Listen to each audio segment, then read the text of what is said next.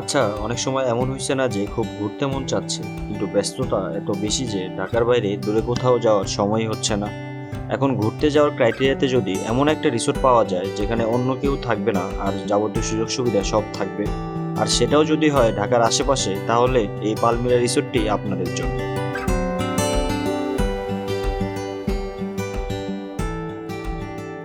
রিসোর্টটি ঢাকার কাছেই সাভারে অবস্থিত।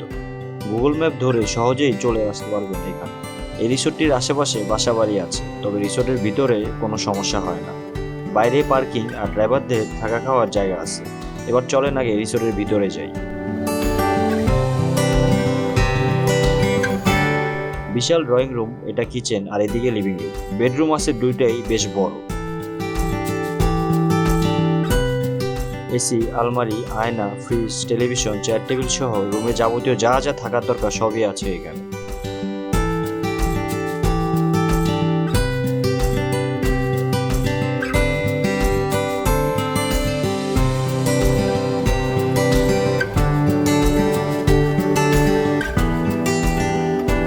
এই পাশে রুমের বাইরে বারান্দা আছে, এখানে বসে আপনি চাইলেই বিকেলটা উপভোগ করতে পারবেন।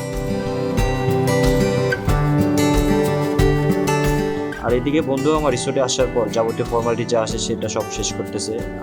আর এখন চলেন আপনাদের এই রিসোর্টে সব থেকে যে আকর্ষণীয় ব্যাপার, সেই সুইমিং পুলটা দেখেন।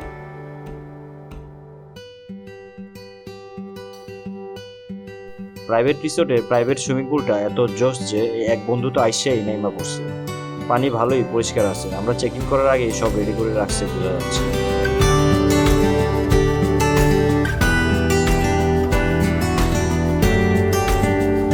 আর এই পাশে হচ্ছে বারবিকিউর জন্য। আপনারা চাইলে তাদের বলে এখানে পুলের পাশে রাতের বেলা বারবিকিউ করতে পারবেন। আমরা বারবিকিউ প্যাকেজটা রাখি নাই। পুলের পাশে রিল্যাক্সের জন্য বসার সুব্যবস্থা আছে।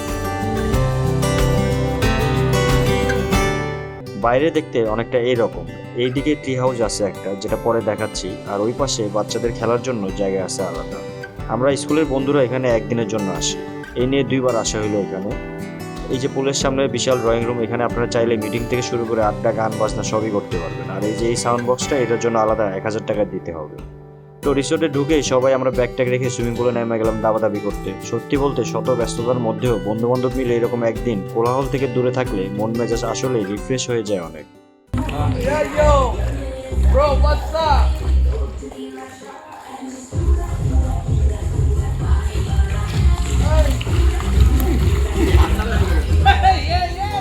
সুইমিং পুলে দাবাদাবি করে ক্ষুধার্ত হয়ে সবাই বসে পড়লাম লাঞ্চ করার জন্য। তাদের লাঞ্চের মধ্যে ছিল খিচুড়ি, মুরগির মাংস, আলু ভর্তা, পেঁয়াজ মরিচ ভর্তা, ভাত, ডাল, মানে বাংলা খাবার যা যা লাগে আর কি। দুপুরে খাওয়া দাওয়ার পর বাইরে আসি সবাই ছবি তোলার জন্য। আর এটা হচ্ছে ট্রি হাউস টাইপ, যেটার কথা আগে বলতেছিলাম। এখানে আপনারা চাইলে আড্ডা দিতে পারবেন, ছবি তুলতে পারবেন। এই হচ্ছে রিসোর্টের বাইরের অংশ। তেমন বড় কোনো রিসোর্ট না, যেহেতু এটা একটা প্রাইভেট রিসোর্ট।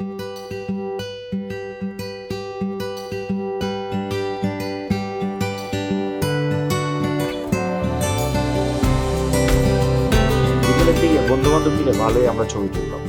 বিকেলের নাস্তায় রিসোর্ট থেকে চা বিস্কুট দিয়েছিল, আর এছাড়া আমরা নিজেরা তো অনেক স্টেশনে গেছিলাম। যাই হোক, রাতের খাবারে কি কি আছে এবার সেটা আপনাদের দেখাই। রাতের খাবারেও আমরা বাংলা খাবারই রাখছিলাম, যেহেতু আমরা বারবিকিউ করিনি। তো এই হচ্ছে আলু ভর্তা, শাক ভাজি, এটা কি ভর্তা, এটা হচ্ছে কচু ভর্তা, মাছ, মুরগি, ডাল, ভাত, যা যা আছে তাই। তো ভরপেট রাতে খেয়ে আমরা বন্ধু বান্ধবরা বসে পড়ি। আমরা এই বন্ধু বান্ধবরা যেখানেই যাই না কেন, রাতের খাবার সবাই মিলে খাওয়ার পর গান বাজনার আসর থাকবে। এরপর সবাই ঘুমায়, পরের দিন উঠে নাস্তা করে চেক আউট করে চলে যায়, যেহেতু অনেকেরই আবার সকালে অফিস ছিল। এবার রিসোর্টের খরচ সম্পর্কে আপনাদের একটু আইডিয়া দিই। এই প্রাইভেট রিসোর্টটা এক রাতের জন্য থাকতে গেলে প্রায় 20,000 টাকা গুনতে হবে। যদি আমাদের মতো 8-10 জন বন্ধু বান্ধব মিলে অ্যাডজাস্ট করে থাকতে পারেন, তাহলে পার পার্সন বাজেট ফ্রেন্ডলি হয়ে যায়। অথবা ফ্যামিলির সবাই মিলে আসার জন্য এটা একটা ভালো অপশন হতে পারে, যেহেতু ঢাকার খুব কাছে। আর 3 বেলা খাওয়া দাওয়ার জন্য এক একজনের প্রায় 1500 টাকা করে দিতে হয়েছে আমাদের। খাবারের ব্যাপারটা কাস্টমাইজ করে নেওয়া যায়, আগে থেকে কথা বলে রাখি। তো যারা ঢাকার আশেপাশে প্রাইভেট রিসোর্ট খুঁজছেন, তাদের জন্য আশা করি এই ভিডিওটা কাজে দিবে। সবাই ভালো থাকেন, সুস্থ থাকেন। আমি রাতের আলো হলে তোমার কালো ঘরে জেগে রই